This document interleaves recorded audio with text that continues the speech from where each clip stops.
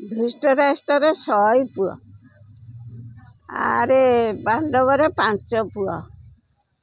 5 ପୁଅ କେମିତି ରହିଲେ? 100 ପୁଅ କେମିତି ମଲେ? ସେ ଭଗବାନଙ୍କୁ ଡାକିଲେ, ଭଗବାନ ତାଙ୍କୁ ରକ୍ଷା କଲେ। ଦ୍ରୌପଦୀକି ବସ୍ତ୍ରହରଣ କଲେ। ଦ୍ରୌପଦୀ କ'ଣ କଲା? ତା ନଜା ନିବାରଣ କରିକିନି ହାତରେ ଚାପି ଧରେ, ଭଗବାନଙ୍କୁ ଡାକେ। ଭଗବାନ କହିଲେ, ସିଏ ତ ତା ଲଜ୍ଜା ନିବାରଣ କରୁଛି, ମୁଁ କାହିଁକି ଶୁଣିନି? ଯେତେବେଳେ କୁରୁସଭା ମଧ୍ୟ ଯେତେବେଳେ ନିଆଶ୍ରା ହେଇଗଲା, 2 ହାତ ଟେକିଦେଲା।